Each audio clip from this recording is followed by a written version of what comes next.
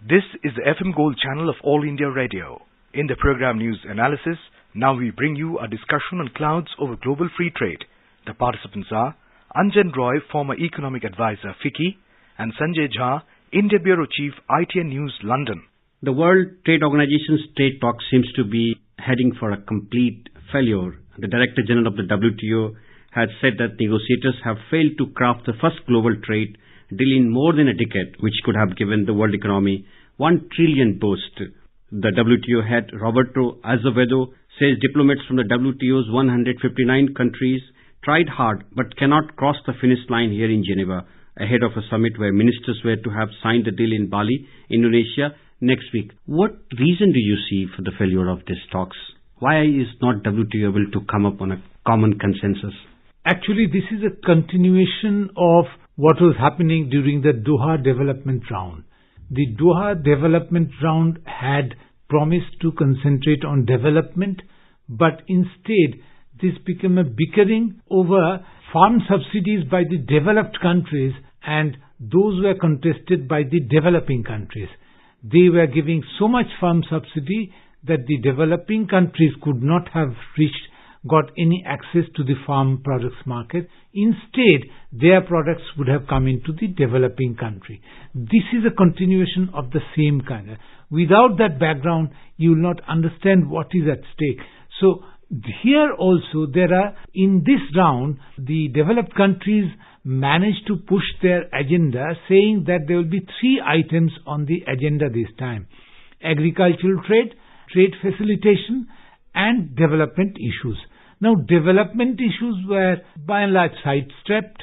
Trade facilitation has been largely put in place, but though some details are still to be worked out, what the talks failed on account of farm trade agreement. The agreement said that developing countries, emerging economies, they cannot provide subsidy more than 10% of the entire production. Now, we are running a food security program for the poor. Very ambitious program, but really for the poor.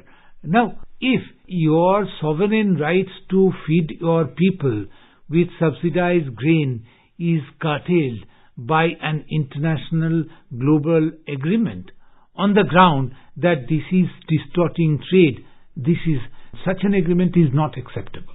Without a deal, this whole WTO's credibility is going to be affected because it will be only considered as a trade court and no longer as a forum for governments to negotiate trade agreements.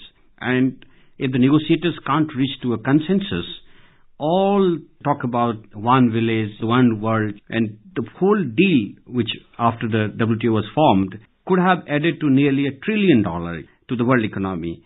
And most of the diplomats who came out of these discussions blamed developing countries led by India. And you have rightly pointed out that one key area of stumbling block was agriculture and the sustainability of the food security programs, such as run by our government. And some reports indicated that India had taken hard stand on the issue in an attempt to win greater concessions. Do you think, is that true? Because we had almost agreed on these issues even the last round. So what was the new issue which cropped up? Earlier also India was blamed for stalling WTO talks.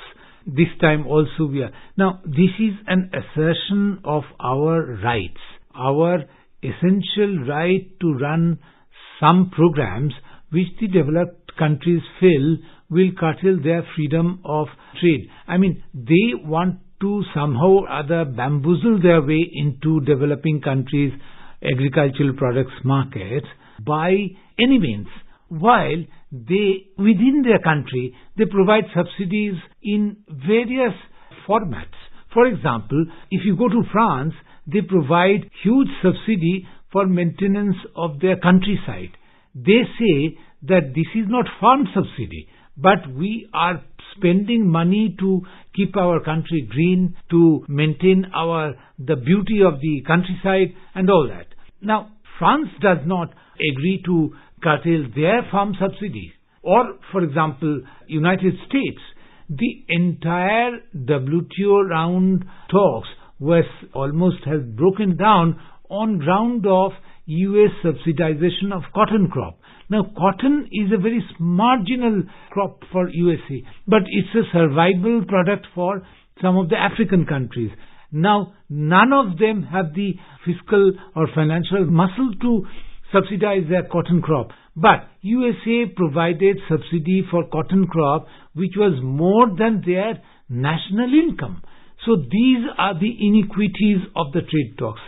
Secondly, you have to see the trade talks against a very broad background of what is happening to the global economy. Now, you have rightly said that WTO will become irrelevant. Yes, it is irrelevant in the current global economic situation. Post-2008 financial crisis, WTO is not of any importance because the developed countries have bypassed plurilateral or multilateral trade negotiations and they have conducted all these FTAs, bilateral agreements. They are doing that in North America, they are doing that with South America, they are doing that with EU. We are also doing. Now, India has always maintained that multilateral trade is much better than bilateral trade agreements because that introduces all kinds of special elements in trade. And we are discovering these flaws in bilateral trades by and large, slowly after having concluded so many of these deals. But you have to understand that current world economic situation, the worry is not about trade. The worry is about falling growth, problems about government debt in Europe, or the economic instability introduced by USA. For example, the 2008 financial crisis originated in USA and it affected the entire world.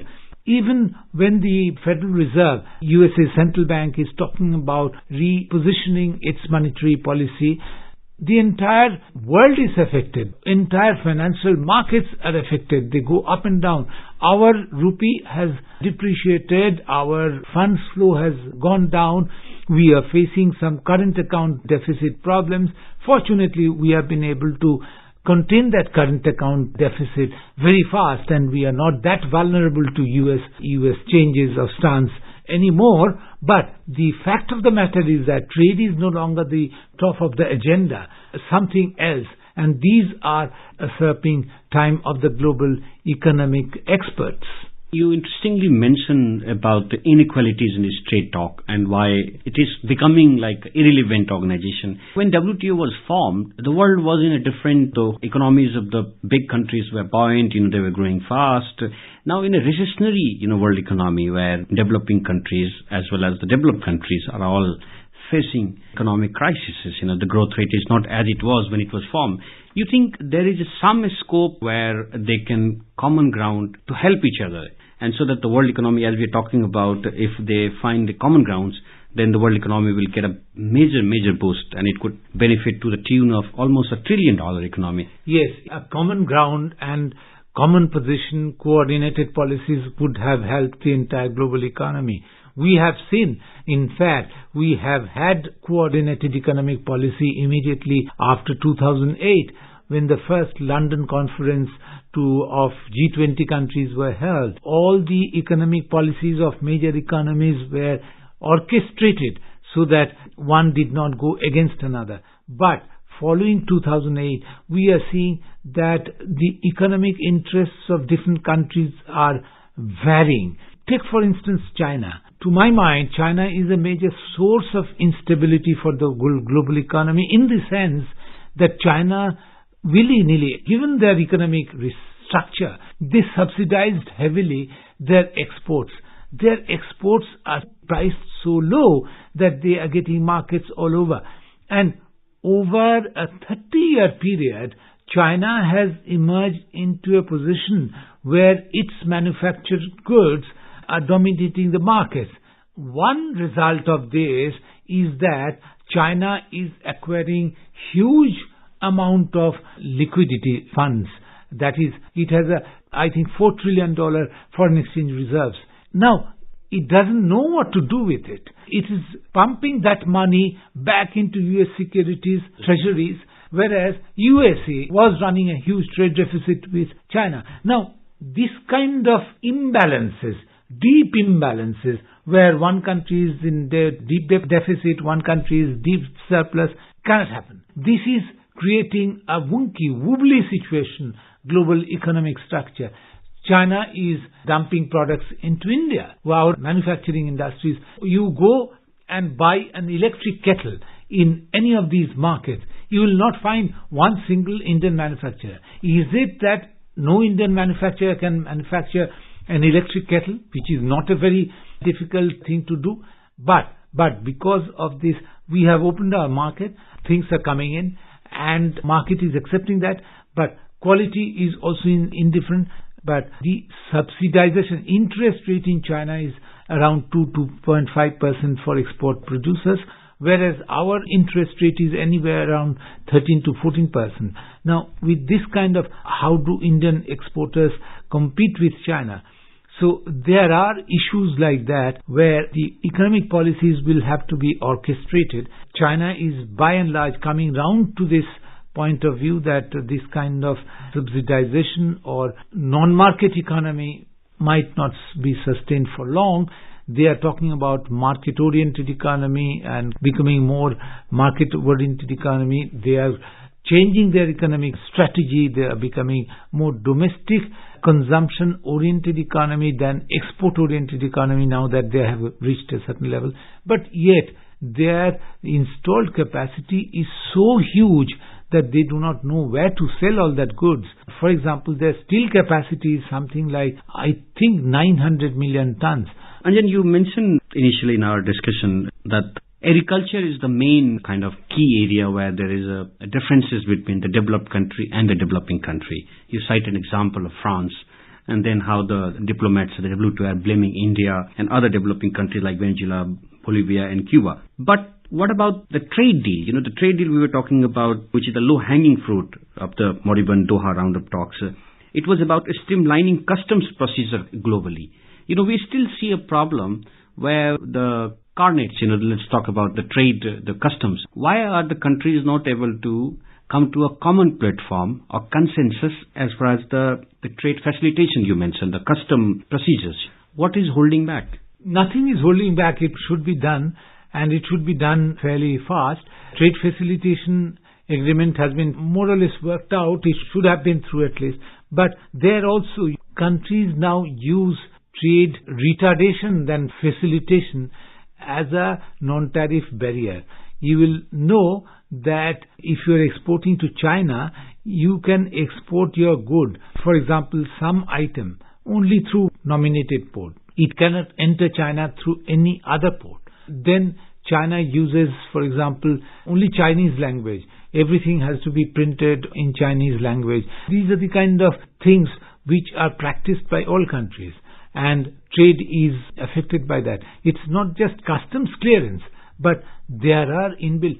Pascal Lamy, the former head of the World Trade Organization, has called for the international bodies' mandate to be modernized and expanded, and bemoaned the years of negotiation lost to decontaminating members' politically driven proposals.